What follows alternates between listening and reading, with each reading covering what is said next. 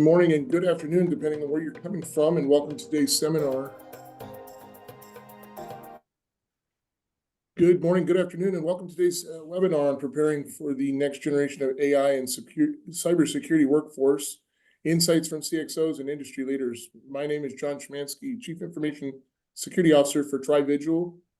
In addition to those duties as well, I'm an adjunct professor for Purdue University, and I'll be your moderator for this session. It's fantastic to have all of you here for this important discussion on essential skills, new hiring strategies, and careers insights that will shape the next generation of AI and cybersecurity professionals. We have an incredible panel today of industry leaders who are going to share their expertise on trends and challenges defining the future of this field. Whether you're a tech executive, recruiter, or an aspiring professional, today's session will provide valuable insights to navigating the evolving workforce landscape. A little bit of housekeeping before we begin. We'll be taking questions from the audience at the end of the session. If you're coming through Zoom, please add them in the Q&A box at the bottom of your screen. If you're tuning in from our friends over at LinkedIn, please add them to the comment section, and the team will present them to me in the Q&A panel. I want to introduce our esteemed panelists before we dive into these topics. I'm going to ask each of our panelists to give just a short, brief intro of themselves. Let's start with you, Jerry. How are you doing this morning? It's Jerry Tang, founding partner for VCV. How are you doing this morning, Jerry? Tell us a little bit about yourself. I'm doing fantastic. Thanks, John. I'm founder of VCV, a small venture capital private equity investment fund. I spend most of my time in a few very exciting projects involving AI infrastructure, both physically in a data center development company called Tiger DC, and also on the software layer. We are building out an AI cloud company called Atlas Cloud. We have 25 people right now doing over 20 million, 30 million ARR on Atlas Cloud. We are looking to recruit the best talents from all over the world. All right, that sounds very interesting. We're going to get into some of those topics here shortly. Next up is Julie Chapman, Principal and CISO for CyberPath Coaching. Julie, how are you doing this morning? And tell us a little bit about what you do. Doing great, John. Thank you. I'm a cybersecurity leader with over 2 decades of experience in cyber risk management and AI governance. I've served as a cyber leader and chief information security officer in federal law enforcement organizations, national intelligence organizations, and regulated industries, including finance, pharma, and healthcare. And John, this is a personal share. I did not start my career in cybersecurity. I served in the U.S. Navy as a member of the hospital corps. I was active duty, and I specialized in medical laboratory science and technology. I was mentored into cybersecurity when I joined the FBI. And those experiences helped shape my approach to leadership and mentorship. And now, in addition to my ongoing work as a cybersecurity leader and CISO, I also use CyberPath coaching to guide cyber professionals and develop the next generation of cyber leaders. And one last thing, John, AI continues to reshape the world. It's transforming business operations, innovation, consumer expectations, and cybersecurity, of course. So the way we prepare ourselves and others to navigate this is important, and I'm super excited to be part of this conversation today. Outstanding. Thank you for your service, Julie, and we look forward to hearing your insights. Zara Jamshed is the tech sales and go-to-market strategist for data and AI cloud enterprises. How are you doing today, Zara? Good, John. Thank you. So tell us a little bit about yourself. Absolutely. I'm very excited to be here at this panel, and I am Zara Jamshed. I bring over 2 decades of experience in technology consultative solution selling and go-to-market strategy, as well as building alliances. I've held leadership roles in sales and solutions consulting at Thomson Reuters, Cognizant, Wipro, Dell Technologies, and most recently as a consulting partner at Kyndryl. In my experience, I've built and led teams with global presence in US, Canada, and Latin America in financial vertical, healthcare, and public sector. And I bring a background of engineering and computer information systems with advanced certifications in fintech, strategy and innovation, as well as inquiry-based leadership from MIT. I'm very excited to be at this panel. My passion in AI is around helping my clients how to realize efficiencies, use automation, and be able to use data to the best of their capabilities. And along the way, build strategic alliances with companies who are building these new solutions. Thank you, John. That's fantastic. As you can see, we've got some great panelists. Last but certainly not least, Ash Gira, founder and CEO of Employvision, who's powering this webinar. Ash, tell us about you and Employvision. Absolutely, John. Thank you for the introduction. Good afternoon, everyone. Thank you for joining and nice meeting with you. I am Ash Gira, founder and CEO of Employvision. We specialize in talent acquisition and technology consulting. Been recruiting for multiple Fortune 500 companies as well as funded startups, and excited to be a part of this accomplished panel. I'm based out of New Jersey. And a little bit about Employvision, as you can see, the company has been in the business for 19 plus years, and we've been serving a lot of exciting companies and clients. And certainly super excited to work with the panel. I'm also enrolled currently into a 2-year program with Harvard Business School, OPM, Owner President Management Program, and looking forward to share some insights with regards to talent acquisition and hiring top talent. Thank you. Outstanding. Well, as you guys can all see, we have great panelists today for you. Let's begin by talking about the critical skills that companies are looking for in AI and cyber. As these fields are evolving, and as Julie said, the AI is reshaping the way we do business. New challenges and new struggles are emerging, and companies must ensure that the workforce is equipped with the right expertise and the right talent, really. So we'll start with you, Julie. What challenges are you facing, and what skills do you need to resolve these when it comes to AI and cybersecurity, and how we're meshing those in today's world? Yeah, John, I think you're asking like what the critical skills are, right? Like what's needed. And Yep. when I think of it in 2 buckets. I think of the soft skills and I think of the technical skills. So when it comes to the soft skills, John, I am going to call out intellectual curiosity. Okay. I'm going to call out strategic thinking, adaptability, and collaboration. I want to highlight, underline, and bold having an understanding of and empathy for what our business counterparts and tech colleagues are trying to accomplish with the technology is going to be important. And this emerging tech is no different than others in that sense. We as cybersecurity professionals and cyber defenders, we can't defend things, we can't protect things if people are not working with us.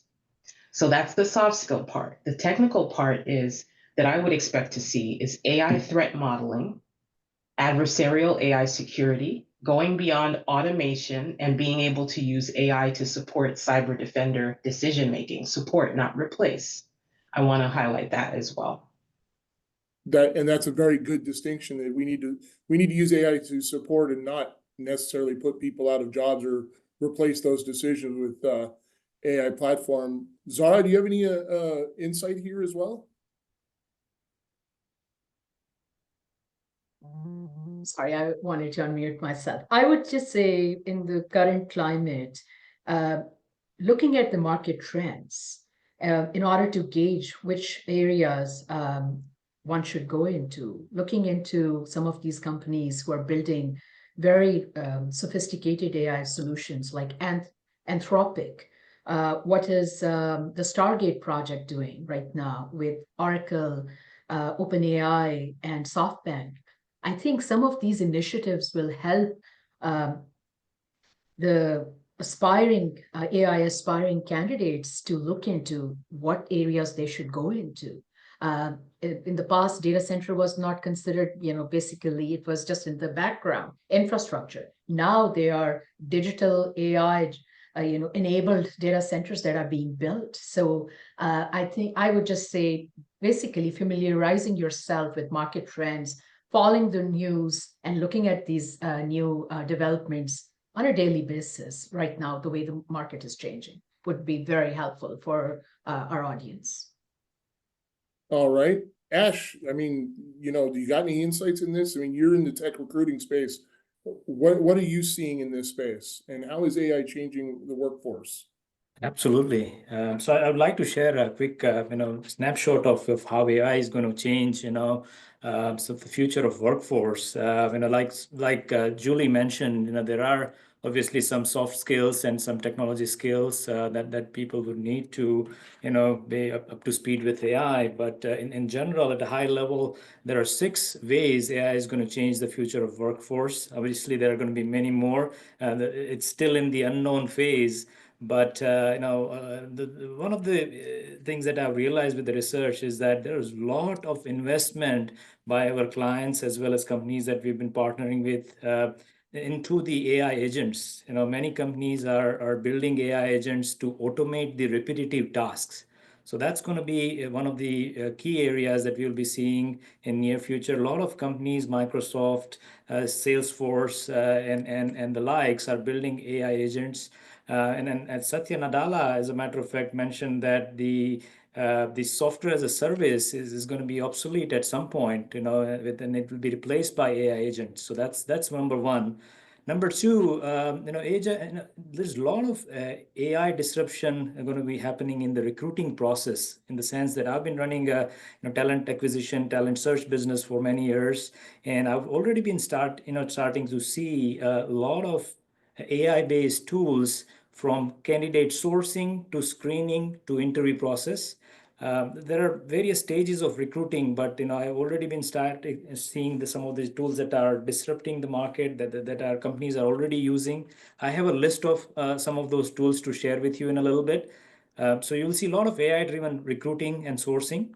Number three, and obviously in AI, as you can see, a lot of companies are using ChatGPT. A lot of individuals are using ChatGPT to help them make decisions, and that is going to be one of the key factors. In decision making, AI is going to be helping a lot. In terms of future workforce, I also foresee there's going to be a lot of freelance work demand going to be happening in future because of AI, interrupting certain jobs, but also adding new jobs. There will be a need for a specialized skill, and a lot of people would choose to be a freelancer as opposed to be a full-time employee for a company. That will give them an opportunity to make more money as a specialized talent. Another thing I see is AI and human collaboration, which is humans helping AI, which is a role reversal really. Right now, AI is helping us in terms of various tasks and decision making and summarizing and some creative projects. But eventually in future, there's also going to be a little bit of a role reversal where human will be supporting AI in various tasks. So that's going to be very interesting to see. And last but not least, there will be a lot of upskilling done with the help of AI when it comes to employee development. If you're lacking certain skills, there will be an AI to coach you on certain areas, and you can get up to speed and upskill yourself. So those are some of the ways I see some changes coming up in near term. All right, and that's a perfect segue into our next question. And Zara, we're going to start with you on this one. How do you feel that measures that company leaders and company decision makers can take to be ready for a future workforce? And any advice on your budget allocation for AI and security trainings and tools? I mean, Ash just said we're going to be supporting AI for quite a long time now, but it's going to be supporting us and us supporting it. So what are your thoughts on that? So in my case, a lot of my background has been with technology services companies, global organizations. And if I put myself in their shoes, I would just say my priority would be to invest on clients who have sponsorship for automation as well as AI initiatives, and make sure that my employees who are servicing those clients, salespeople, solution engineers, pre-sales architects, delivery leaders, product teams, I would invest in those clients, by investing in my people who are servicing those clients first. That's one angle. But the other angle is also conducting an overall assessment of my own landscape and gauging that where do I need to basically spend time, effort, money in order to develop those people. And I've seen that in my case, the large clients, insurance industries, financial clients, wherever there is they are receptive to embracing these new technologies. If I, as a trusted advisor, come more prepared, more well-equipped with these AI tools and technologies, I will be well received. So I would focus on what my end clients' needs are and how they are operating in that regard. Okay. Julie, I'm going to pick on you for just a moment. Being a fellow CISO, I have to make decisions for budget allocation for not only training for personnel, but now I have to budget allocate training for AI. What are your thoughts on that? John, what immediately popped into my mind was inspired in part by what Ash has shared around human and AI collaboration. I think it would be prudent to invest in human AI collaboration training. What is the best way humans can interact with and leverage AI? I think there's something also to be said about automation-driven security operations. Um, I think that we also need to pay attention for cloud security upskilling, but I'm going to say it's for the developers and the IT operators. I think we have to message and radiate the fact that with AI coming into our environments in all different kinds of ways, security more than ever will be everybody's responsibility. And where I see the knowledge gap the most is with people that build and operate. The people that are protecting people like ourselves in the cyber community are already sort of doing this upskilling. But we need to get that spread around, spread the love on that.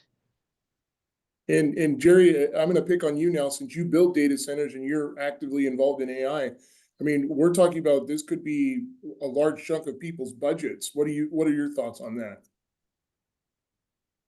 Yeah, so I think the demand is extremely high, and we see that as we grow our business. The data center, we get inbound calls every day from users, corporate and hyperscalers alike. And on the cloud side, mostly right now are startups. AI startups, you're talking about a video generation, picture generation, you're talking about healthcare, you're talking about summarization, you're talking about biotech AI users. So I think the trend is gonna, I guess, expedite in coming months, coming year. Okay. So we're talking about budgeting and allocation for AI and cybersecurity. Ash, this is your turn to shine. What are your recommendations when we start talking about certifications, programming languages, tools that you would recommend in order to help bridge some of these gaps? I mean, AI is accelerating and either some people are getting left behind or they're riding that wave. What do you recommend?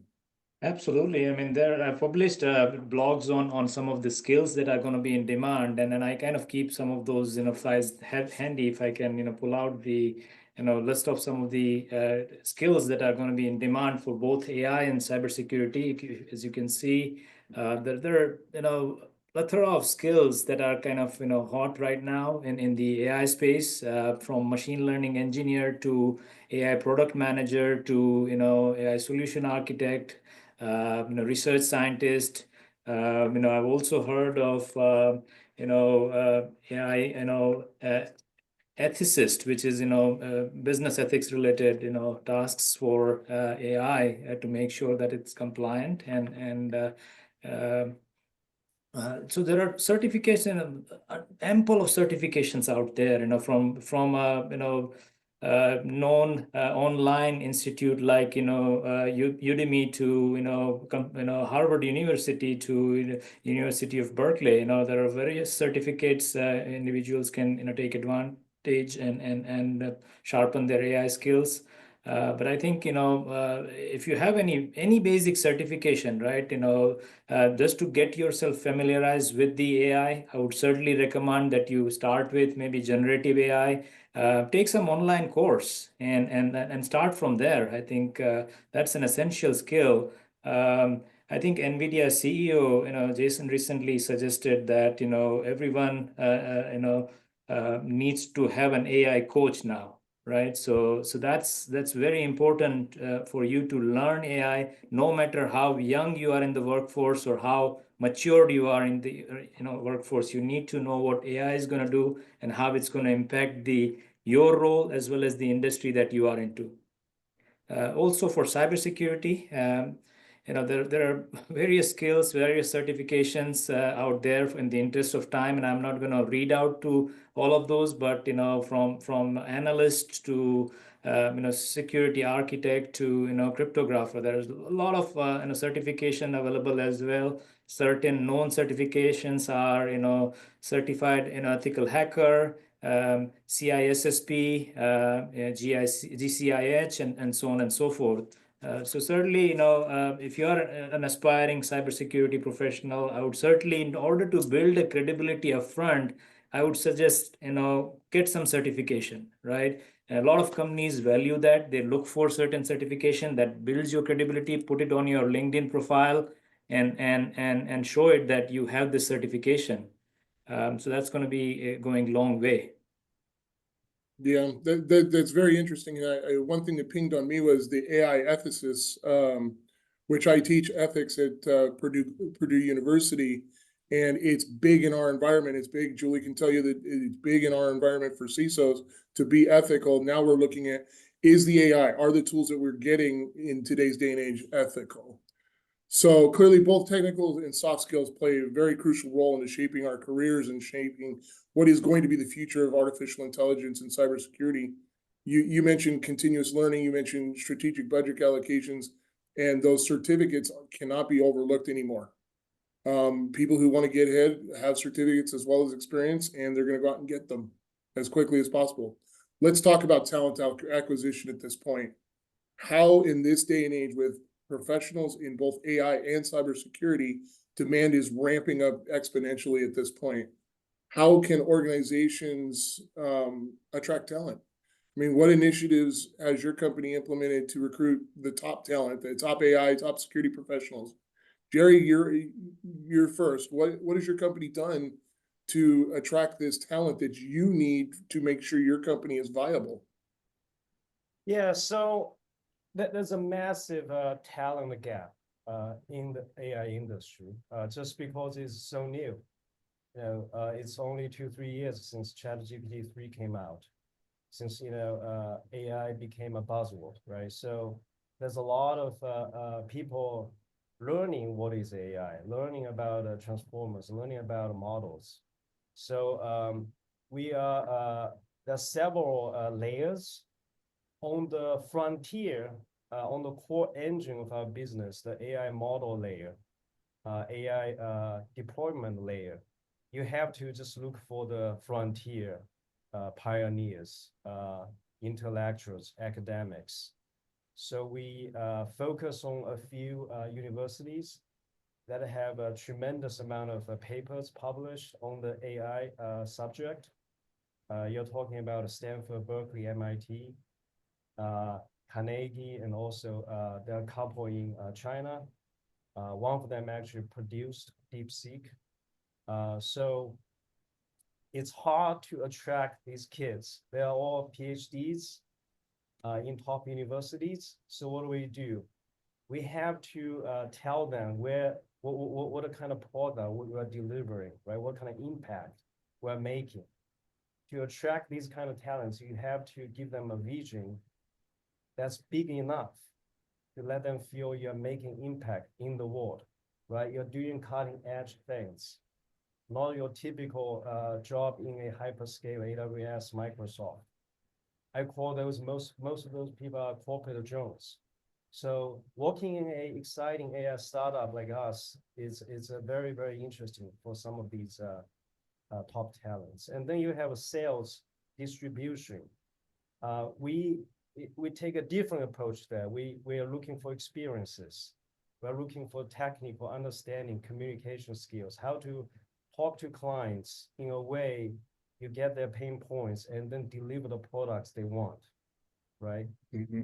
It's product and the distribution. Okay. Ash, as a recruiting firm, what benefits and incentives are appealing, and what is your experience in recruiting this top talent in this day and age where, I don't know, ping pong tables in the break room seem to be a thing, but is it just about money, or is there any type of incentives or benefits that you're seeing that's beneficial to these companies?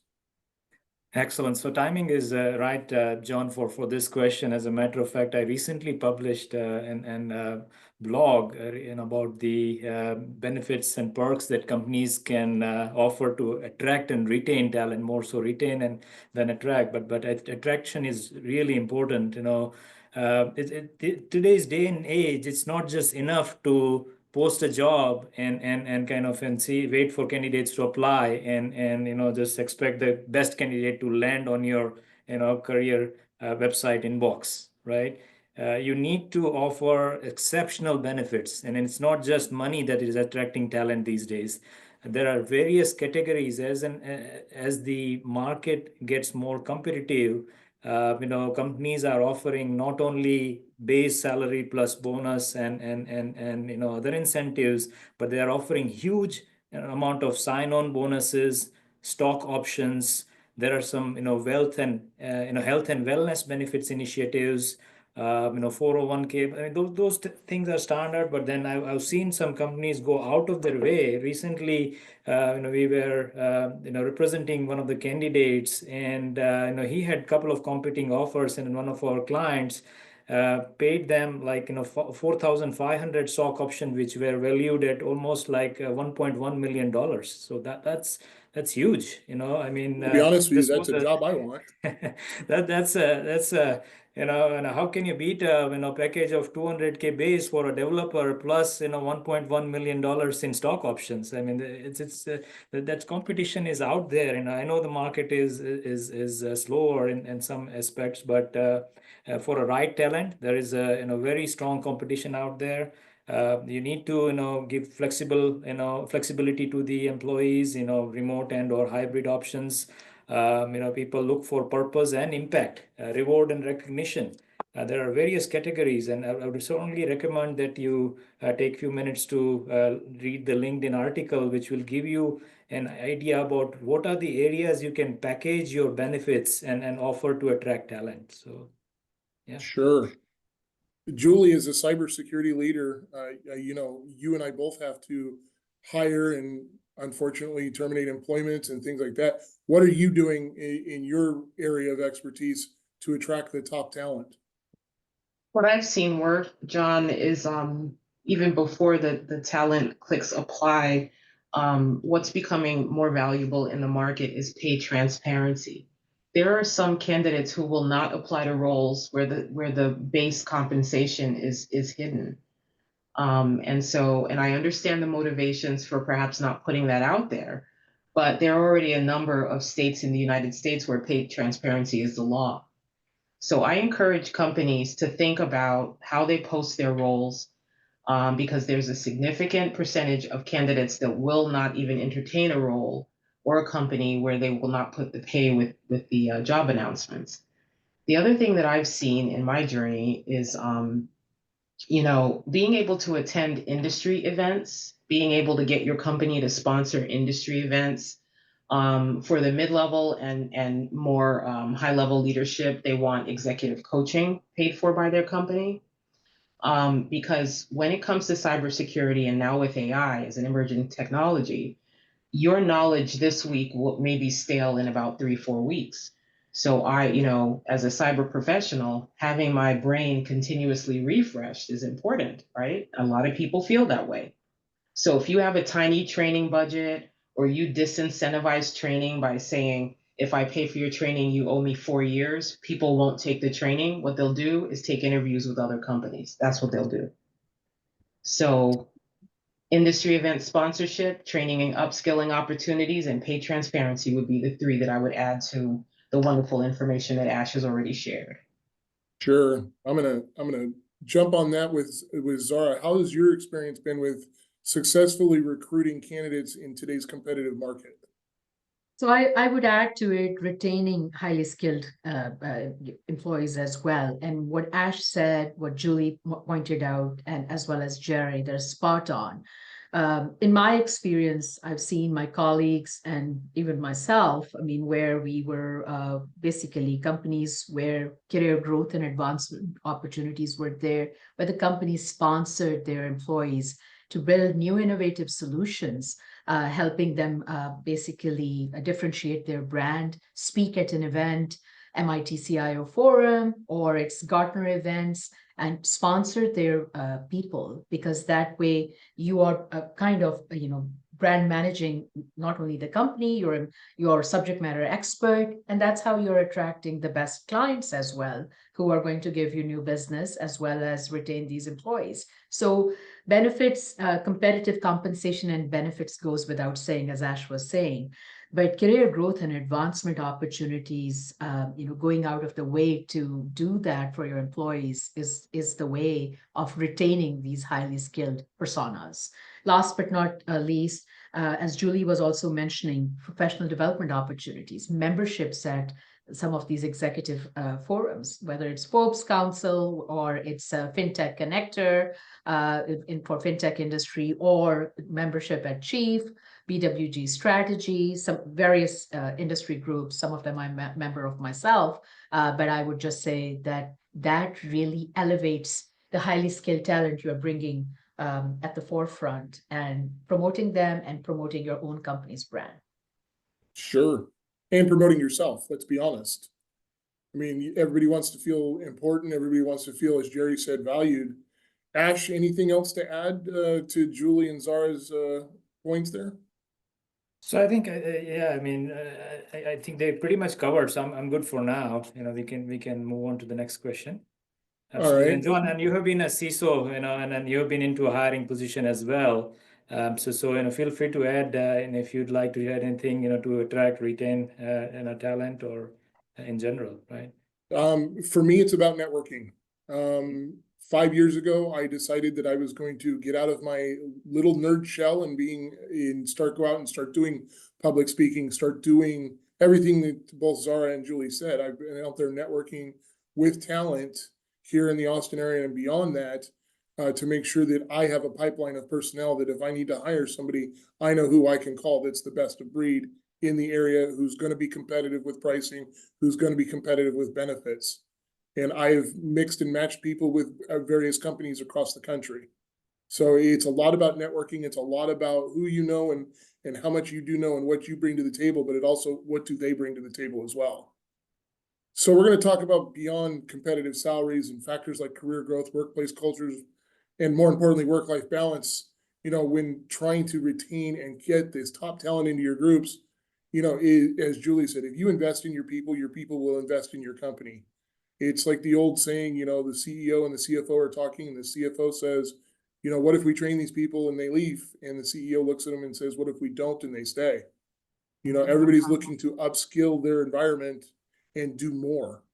So let's shift over to the other side of the table. We've been talking about talent and recruiting. Let's shift over to the people looking for jobs, these job seekers that are out there that see these AI jobs, these cybersecurity jobs, and kind of knowing, what they're seeking. But as Julie said, pay transparency is a big one, and that's a constant thread throughout the boards that I'm on. What can we tell the job seekers and give advice for them to prepare for these roles in AI and cybersecurity as a whole? Julie, let's start with you. Absolutely, John. This is a really good question, and probably one that's on a lot of people's mind. There's so much change and so much opportunity right now. So I'm going to share that CyberPath Coaching funded a study. We talked earlier before about certifications. The interesting part is it depends on the type of company and role that you are seeking. There's a mix that you have to focus on when you are applying, when you're going after these roles. There's your education, your experience, and your certifications. So if you look at your education and your certifications as your credentials, and then your experience is what you have built with your hands.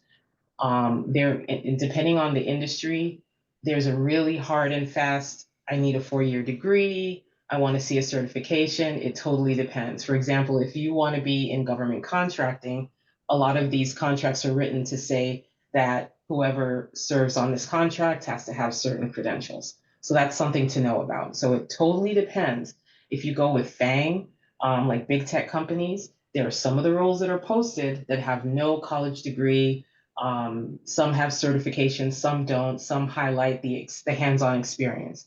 So my advice is figure out where you want to be, what you want to be doing, and each of us touched on this in the last segment. Once you figure that out, you can figure out the credentials and the experiences that you want. But if I were to give general advice, I would say focus on learning, including hands-on experience. I would say build a strong network. I would say engage with industry discussions, contribute to open source projects and research. And if you do all 4 of those things, you're going to be well-rounded. And then you can, concentrate on one of the 4 or 2 of the 4, depending on where you are trying to go. Excellent. And for those of you who don't know, FANG is Facebook, Apple, Amazon, Netflix, and Google, the big powerhouses of the cybersecurity world, because they do so much. Zara, how about you? What are your thoughts on how do we tell job seekers to prepare for roles in this ever-changing landscape of AI and security? So, John, I will go back to what you said earlier, which was an exceptional point. Network, network, network. Upskilling is one thing, but networking, following industry trends, following the companies you're aspiring to join, do the research on those companies. Go to YouTube, look at their C-level. What are they saying to the market? This is very important. You can't just be so myopic to only apply for a role, look at their skills. You need to look at the broader view of how does that company provide solutions to financial markets, healthcare, public sector. How is that company impacting and their offerings impacting the rest of the world? That's very important because that tells you, that prepares you, gives you the confidence to prepare yourself to play that role, a big role, mid-level role in that organization. I would just say, as Julie also said already, upskilling goes without words. It's a necessity, but reading the room, reading the industry, reading the market, reading the companies you're applying to. That's the crux of everything. Thank you. So we've been talking about what advice we're going to give to job seekers, and job seekers are humans just like us.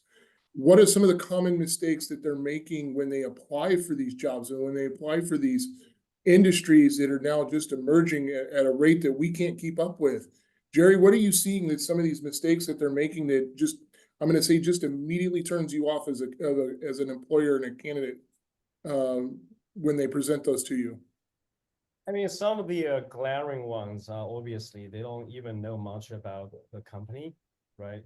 They don't prepare in advance of interviews. That turns me off right away. And another thing I don't like is when we ask questions, they give very generic, answers. Right, give me an example, give me some numbers. You did this, the sales went up by 2x, 3x, right? Or you encountered a algorithm problem. This is how you solved it. You did this or that, right? Give us an actual example to show your problem-solving skills in sales or in engineering alike. Okay. Ash, talent recruiter extraordinaire, what are you seeing as some of these common mistakes that these candidates are doing to turn themselves away from these companies? That's a great question, John. Thank you for asking that. Being into recruiting field and having worked with hundreds of companies filling thousands of jobs, this comes to me, many a times. How can I be prepared? How can I get this job and not make any mistake, right? So a couple of the pointers are already covered, like Jerry said. Preparation, right? Not preparing for an interview is going to be a big mistake, right? You can't just wing it, when you get an interview. Oh, I know this company, I know the size, that's it. You need to take a deeper dive about the company to understand the company, the industry, the competition, the employees, whole 9 yards, products, services, whatnot. Also, take some time to learn about the interviewers. Their information is out there on LinkedIn. Take a peek at their LinkedIn profiles to see where they have been, what they have been working, who are the common connections, and what are the groups or causes they believe in, right? Those kind of things will put you miles ahead of other candidates if you just spend maybe half an hour time to research about the company and the individual. Also, from a job standpoint, you need to be absolutely prepared as to what exactly the company is looking for. What is the purpose of this role, and what is the outcome expected of this role? Why is this job in the market? Why are they looking to fill? That's one of the questions. If you point the questions to the hiring manager as to, okay, you know what, by the end of this year, if you hired me by the end of this year, what outcome do you expect me to achieve if you gave me this job in order for you to feel successful, right? So those kind of questions would go a long way in making a favorable decision towards you. Second is, lack of focus. Like Jerry mentioned again, if they gave a vague answer, you're done, right? You need to be specific as to when you are searching for a job, be specific, the division, the role, the industry, be specific, saying, and try to relate apple to apple. Look at the job description and understand what is the must-have versus the good-have skills, and then articulate on must-have skills, and also be prepared to share good-to-have skills and relate them as to why they will be successful in this role. So be very specific, and you're almost like trying to build a case for you. You're a defending attorney, and you're kind of representing yourself, and you need to be able to articulate those points very well as to why they are the candidate. And third is poor networking. That's a mistake that sometimes candidates make. In terms of not looking at their own network proactively. And another mistake is within networking is the transactional networking. What I mean by that is that some candidates, when they need a job, they will try to reach out to their group and say, "Oh, I'm looking for a job. I'm in between jobs." You have to be proactive. You need to keep adding value to your network, and keep sharing, being in touch, and try to be a go-giver than go-getter, right? If you give in advance and you help them out in advance, they will surely come back to you. There are books out there, read those books about networking, books like, Dig Your Well Before You Are Thirsty, or, things like networking books like Swim with the Sharks Without Being Eaten Alive. Those are some of the great books about networking, So I would certainly recommend that you do a proactive networking. Referrals are the biggest sources. So if you know someone inside with the company that you're looking for, find that person, connect with them, and be in touch with them proactively without even whenever you're not looking for a job. Best time to look for a job is when you have one. Don't look for a job. You have to look for a job when you need a job, but be proactive is what I mean. Sure. No, and you all of you said this, networking. One of my favorite keynotes that I saw last month was a 2-star general that was retired. He said, if you're the smartest person in the room, find a different room. Keep learning, keep upskilling, keep moving forward in your network. But this brings a point, that Julie and I have to deal with as professionals in this very, very competitive space. How do we stay competitive? How do we stay on top of the game? And Julie, I'd love to hear what you have to say about this. John, this is another good one because the competition's increasing, right? The market is getting hot and the competition's increasing. I would say, keep the wrinkles in your brain fresh. Stay ahead by continuously refining your skills. And this could be through self-study or company-sponsored learning. I was part of an organization where people were not taking advantage of the allocated training dollars that was given to each employee. And I thought, what a shame. What a shame. So don't be one of those people. Like, if the company will pay, go ahead and take it. Self-study things that you're interested in, right? Again, I would say attend industry events. Can you figure out a way to engage in thought leadership? And of course, get your hands on the AI tools, right? Mm-hmm. There's so much out there you don't have to even pay. You can just start experimenting. I think that that's the way for now, because this is so much undiscovered country. So that's Sure. how I would stay competitive. Okay. Zara, how are you staying competitive in your space? I mean, AI is looking to move into sales and go-to-market strategies. I've seen the newsletters. How are you staying competitive in this space? I would say researching companies who are building new AI tools, researching companies, evaluating their use cases. How are those use cases being leveraged in financial services, healthcare, public sector? So because as a trusted advisor to global clients, I need to make sure I have some use cases that I can put forth and, basically not take only an idea to them. So I would say, of course, upskilling comes in various ways, industry events, networking, as well as writing blogs on trends, and also commenting on trends on LinkedIn and promoting those. But I would just say my focus has been, especially in recent few months, especially in 2025, when I'm hearing all these new ventures being formed. What are those ventures going to create? So Julie mentioned earlier intellectual curiosity. So that's a very important thing, because you can't just keep your mind focused on one opportunity. How does that one opportunity evolve and contributes to a broader good? Anthropic, I mentioned the name earlier. That's all about human-centric, how creating different policies, being the auditor on different AI solutions. I would recommend people who are going into that field. I have some friends who just recently got new opportunities, who are in fact in the audience right now as well.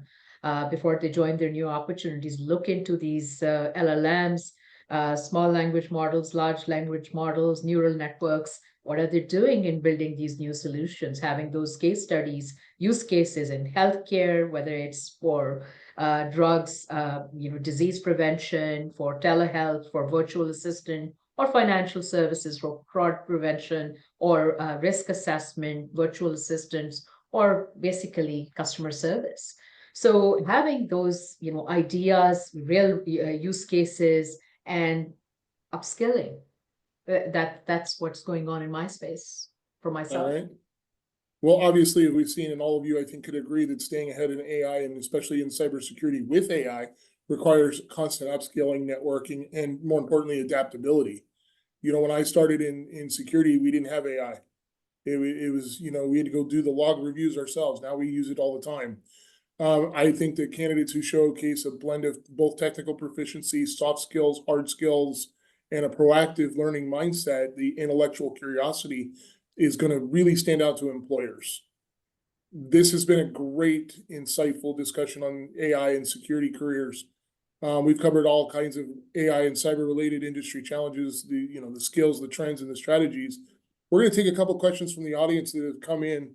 And one of the ones that came in that's really interesting, from Harish Rao, and please forgive me if I'm mispronouncing your name, with AI enabling candidates to apply for hundreds of roles in seconds, how do you see talent acquisition evolving within companies?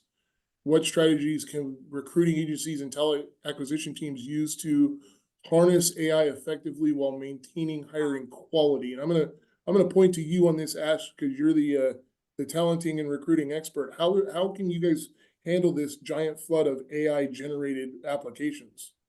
That's a great question, and thanks, Harish, for asking that. So there are, in order to combat the AI-related competition in the job market, right? The companies are, looking at automating their recruiting process using various AI tools. So I would certainly, recommend you to do some research on the AI-based tools that are out there for recruiting, the talent. And I've compiled a list which I would love to share with some of the, individuals who are visiting here or attending this event.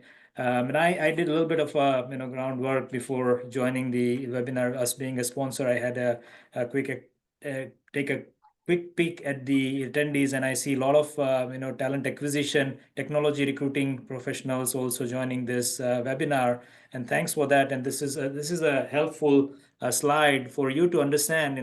For various recruiting stages, what are some of the tools you can leverage to find talent using AI. So these are some of the companies and platforms that are out there to recruit talent. For example, candidate outreach and outbound recruiting. You can utilize tools like Seek Out, Hire Easy. I'm not going to be able to read each and every names, but I have categorized some of these tools. For example, candidate screening and assessment, to automate the interview process, or candidate, interviewing or assessment. You could use, Skillate or Talview or HireView. HireView is for a video, interview platform. There are some conversational AI platforms like Paradox.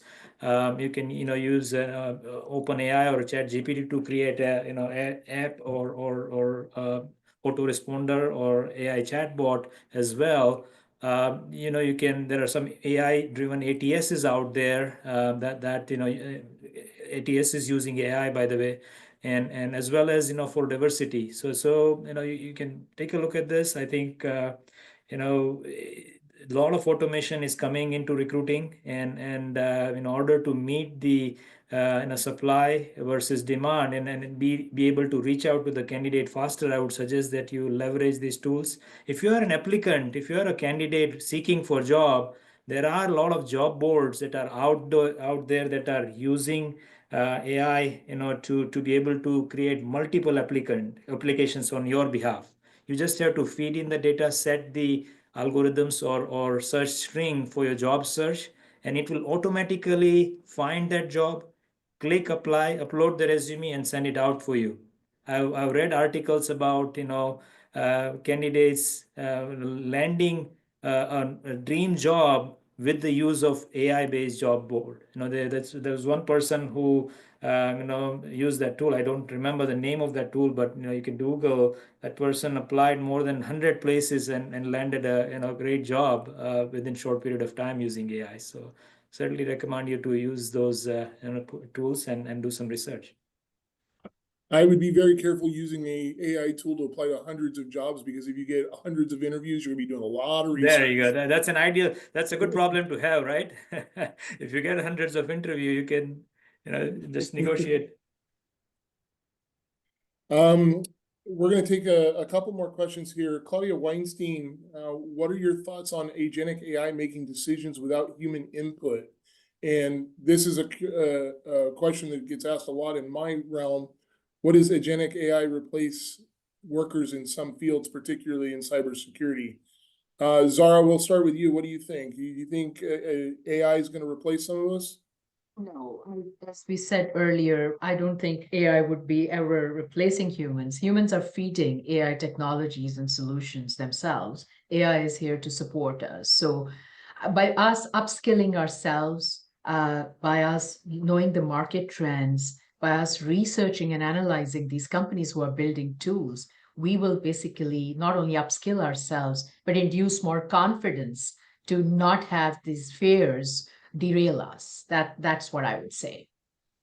Okay. Julie, do you have anything to add to that? I do. I have some very specific thoughts about how AI will potentially impact cybersecurity jobs. The first thing that comes to mind is something that's already starting to happen, which is the automation of threat detection and response.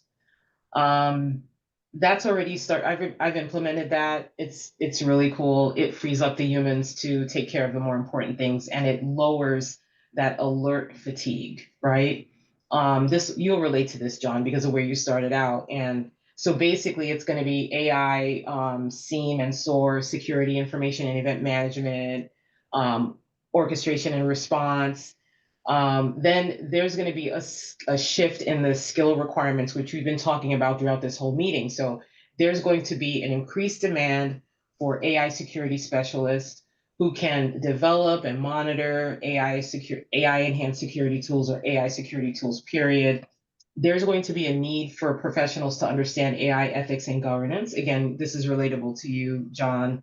And then we are going to see a lot of demand for an understanding of adversarial AI.